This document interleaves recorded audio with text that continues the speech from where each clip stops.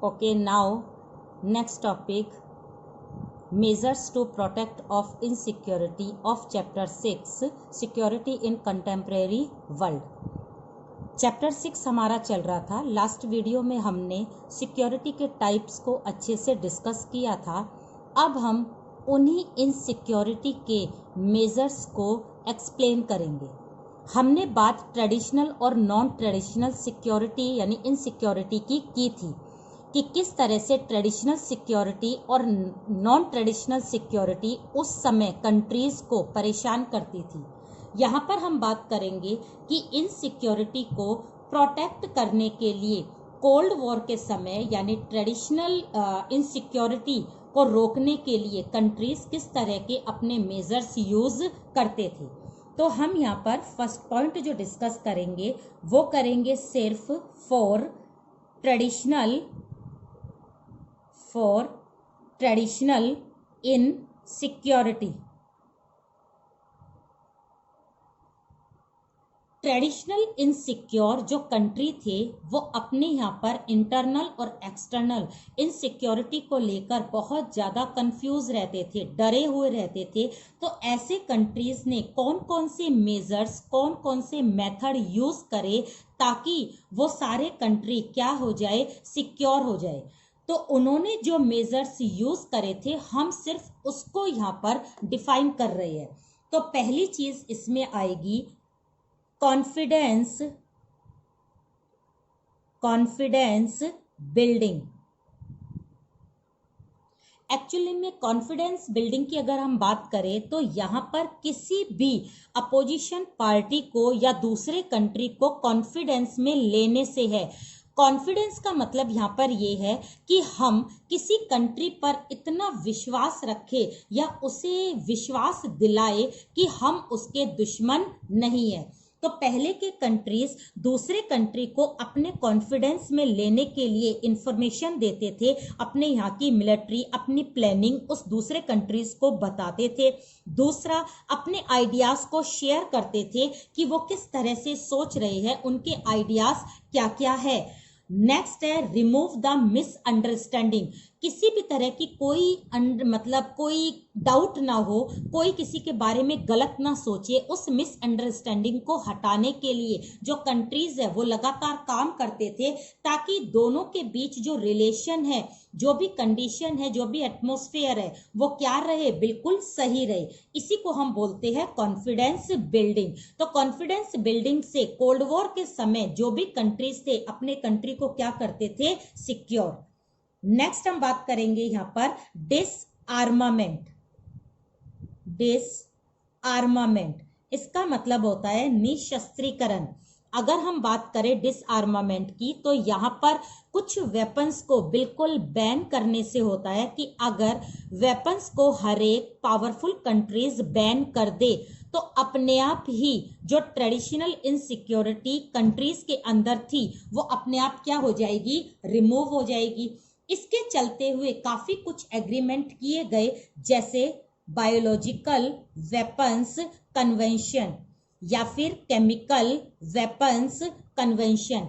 ये जो ट्रीटीज थी ये अपने आप में इस बात को प्रूव करती थी कि कुछ वेपन्स जो है वो इन्होंने क्या कर दिए हैं, बैन कर दिए। और अगर हथियार बनेंगे ही नहीं तो इनसिक्योरिटी होएगी नहीं। और पहले के यानी कोल्ड वॉर के समय सारे कंट्री किस बात से इनसिक्योर रहते थे, हथियारों से, वेपन से। तो डिसआर्मामेंट उसका एक क्या था, तोड़ था। नेक्स्ट आएगा थर्ड में अगर हम ले तो इसमें आएगा आर्म्स कंट्रोल। आर्म्स कंट्रोल में बिल्कुल टोटली एब्सोल्यूट बैन कर देना, किस चीज को, आर्म्स को। इसमें हमने बात करते हैं या इसमें हमने बात फर्स्ट चैप्टर में करी थी एंटी बैलिस्टिक जो मिसाइल्स होती है उसकी बात हमने करी थी। सॉल्ट की बात करी थी, सॉल्ट फर्स्ट, सॉल्ट सेकंड या स्टार्ट, ये जितने भी ट्रीटीज वगैरह हुई थी, स्टार्ट फर्स्ट और सेकंड, या फिर एनपीटी, सीटीबीटी, इनमें सारी चीजें ऐसी ट्रीटीज आती है जिन्होंने कि अपने आप उस समय की कंट्रीज को सिक्योर किया था। किस चीज से सिक्योर करा था? मूवमेंट से, वॉर से, लॉजिक ऑफ डिटरेंस से, बैलेंस ऑफ पावर से, इन सारी चीजों से सारे कंट्रीज क्या हो गए थे? सिक्योर हो गए थे। तो उस समय के खतरों को हटाने के लिए उस समय की कंट्रीज क्या क्या उपाय, क्या क्या मेथड या मेजर्स यूज करती थी? फर्स्ट है इसमें कॉन्फिडेंस बिल्डिंग, सेकंड है डिसआर्मामेंट, और थर्ड है आर्म्स कंट्रोल। अब हम सेकंड पॉइंट की बात करते हैं। तो सेकंड में आता है for non traditional in security. Non traditional की बात कर रहे हैं तो बात कब की हो रही है? कोल्ड वॉर के बाद। कोल्ड वॉर के बाद जो प्रॉब्लम्स थी वो बिल्कुल अलग थी। अलग कैसे थी? जैसे नई नई डिजीज का होना, एपिडेमिक का होना, हेल्थ का होना, डिजास्टर का होना, एनवायरनमेंट का चेंज होना, ये सारी चीज ऐसी है जिसको कि आजकल प्रॉब्लम्स माना जाता है। आजकल कंट्रीज किसी वॉर से ना डरकर किससे डरती है? वो डरती है आजकल के एनवायरनमेंट से। तो इस इनसिक्योरिटी को दूर करने के लिए आजकल के कंट्री कौन कौन से मेजर्स को यूज करती है? फर्स्ट इसमें आएगा role of UN, UNO, United Nation organisation, जिसको हमने चैप्टर 5 में पूरी तरह से एक्सप्लेन करा था। ये ऑर्गेनाइजेशन एक इंटरनेशनल ऑर्गेनाइजेशन है जो सारे कंट्रीज को साथ में लेकर चलता है, सारे कंट्रीज की डिस्प्यूट्स को दूर करता है। तो यूएनओ अपने आप ही जो नॉन ट्रेडिशनल इनसिक्योरिटी है उसको दूर करने के लिए बहुत अच्छा क्या है? एक ऑर्गेनाइजेशन माना गया है। नेक्स्ट आएगा सेकंड में हम बात करेंगे कलेक्टिव सिक्योरिटी की। कलेक्टिव सिक्योरिटी, अगर एक पर कोई अटैक करे तो सारे कंट्रीज उसको अपना वो माने। यहां पर हम कलेक्टिव सिक्योरिटी में बात करते हैं जैसे यूरोपियन यूनियन, हम बात करते हैं आसियान, हम बात करते हैं सार्क, या फिर हम बात करें ब्रिक्स, जो हमने अभी लास्ट चैप्टर में अच्छे से पढ़े थे। तो यहाँ पर यूरोप को एक साथ इकट्ठा करने में यूरोपियन यूनियन का एक एफर्ट्स रहा है, साउथ ईस्ट के नेशन को इकट्ठा करने में आसियान का रहा है, एशिया के साउथ के कंट्रीज सार्क से रिलेटेड रहे हैं, और ब्रिक्स 5 देशों का अपना एक ऑर्गेनाइजेशन है। इस तरह के ऑर्गेनाइजेशन आजकल अपने एरिया में अपनी प्रॉब्लम्स को, अपने थ्रेट्स को या अपनी इनसिक्योरिटी को दूर करने के लिए बहुत बड़े बड़े काम कर रही है। नेक्स्ट आता है नेक्स्ट है थर्ड, ये है इंटरनेशनल कॉपरेशन। ये होना सबसे ज्यादा जरूरी है क्योंकि आजकल जो प्रॉब्लम्स है वो पॉवर्टी को लेकर है, माइग्रेशन को लेकर है, रिफ्यूजीज को लेकर है, पॉपुलेशन को लेकर है। इन सबको दूर करने के लिए एक कॉपरेशन होना बहुत जरूरी है, और ये कॉपरेशन वर्ल्ड बेस पर हो। तो यहाँ पर जितने भी एग्रीमेंट्स है, जितने भी थिंकर्स है, एनजीओज है, वो लगातार ऐसे एफर्ट्स करते हैं ताकि आजकल की कंट्रीज के बीच में जो मिसअंडरस्टैंडिंग है उसको क्या किया जाए? दूर किया जाए। तो यहाँ पर हमने बात करी है इनसिक्योरिटी को दूर करने के मेजर्स की, लेकिन इनसिक्योरिटी ट्रेडिशनल अलग थी, नॉन ट्रेडिशनल अलग थी। तो उपाय भी इन दोनों के क्या होंगे? अलग अलग होंगे। इनसिक्योरिटी ट्रेडिशनल में कौन कौन सी थी? उनके उपाय ये थे कि हम उनको किस तरह से दूर करते थे। और यहाँ पर नॉन ट्रेडिशनल में जो आजकल के कंट्रीज है उनकी प्रॉब्लम्स अलग है, उनके खतरे अलग है, तो उनको दूर करने के एफर्ट्स भी क्या होंगे? डिफरेंट होंगे। तो वो एफर्ट्स क्या है जो हम यूज करते हैं वो हमने यहाँ पर देखा है। लास्ट हम इसमें एक और चीज को हम डिस्कस करते हैं, वो आती है ट्रेडिशनल और नॉन ट्रेडिशनल में डिफरेंस। अगर हमने ट्रेडिशनल और नॉन ट्रेडिशनल को अच्छे से समझा है लास्ट वीडियो में, तो हमने ये समझा होगा कि इन दोनों में मेन डिफरेंस हमें क्या देखने को मिला था। तो हम यहां पर बात करते हैं ट्रेडिशनल वर्सेस नॉन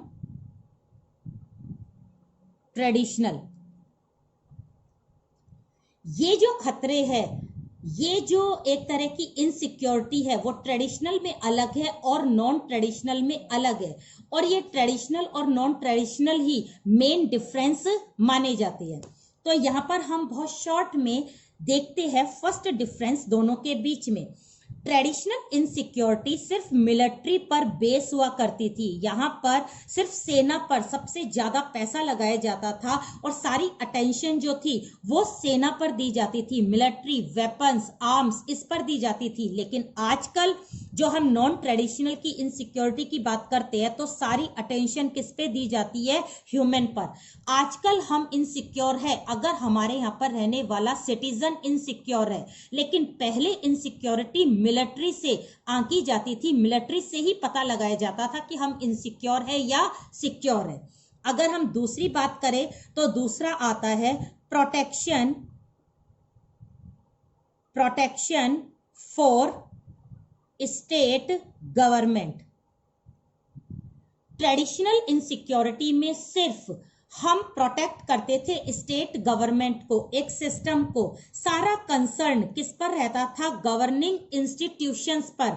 लेकिन आजकल हमारा जो प्रोटेक्शन रहता है नॉन ट्रेडिशनल में, मेन जो इनसिक्योरिटी रहती है वो है प्रोटेक्शन फॉर कॉमन, जो एक लगातार की क्या है प्रॉब्लम्स है उसको हम यहाँ पर फेस करते हैं और उसे ही हम बोलते हैं नॉन ट्रेडिशनल।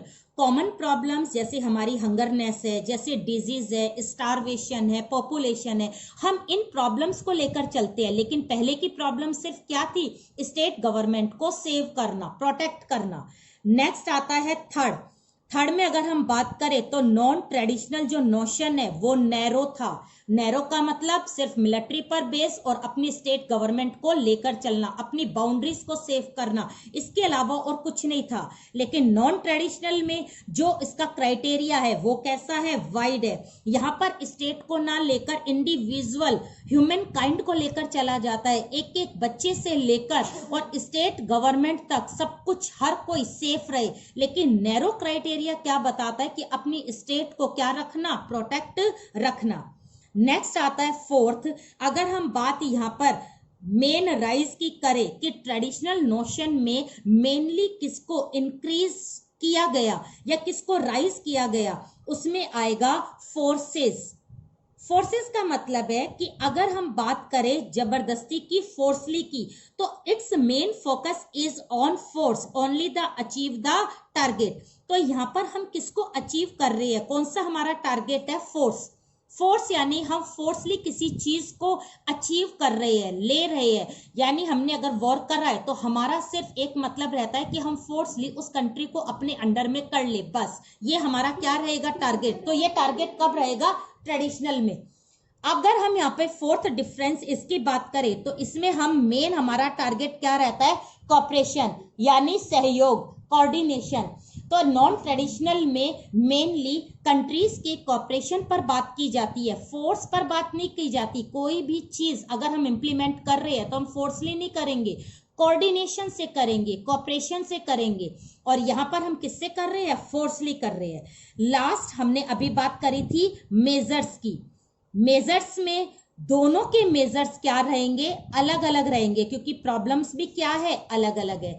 अगर हम ट्रेडिशनल प्रॉब्लम्स की बात करते हैं तो ट्रेडिशनल थ्रेट्स जो थे वो अलग थे, तो मेजर्स भी क्या है, अलग है। तो मेजर्स हम यहाँ पर बात करते हैं कॉन्फिडेंस बिल्डिंग की, डिसआर्मामेंट की, आर्म्स कंट्रोल की। और अगर हम नॉन ट्रेडिशनल में जो खतरों को हमने पढ़ा था लास्ट वीडियो में, तो यहाँ पर उसको दूर करने के उपाय भी क्या होंगे, डिफरेंट होंगे। तो हम यहाँ पर बात करेंगे यूएनओ की, कलेक्टिव सिक्योरिटी की और इंटरनेशनल कोऑपरेशन की। तो यहाँ पर हम मेजर्स में ये तीन चीज लिखेंगे और यहाँ पर हम मेजर्स में ये तीन चीज लिखेंगे। दोनों के उपाय अलग अलग है। ट्रेडिशनल नोशन में प्रॉब्लम्स अलग है तो उपाय भी अलग है, नॉन ट्रेडिशनल नोशन की प्रॉब्लम्स अलग है तो उसके उपाय भी अलग है।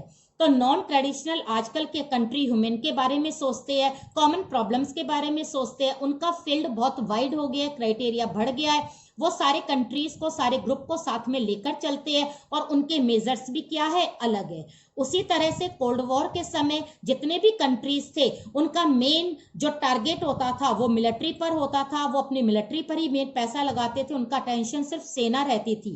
वो सिर्फ किसको प्रोटेक्ट करते थे, स्टेट गवर्नमेंट को, इसलिए उनका क्राइटेरिया क्या हो गया था, नैरो।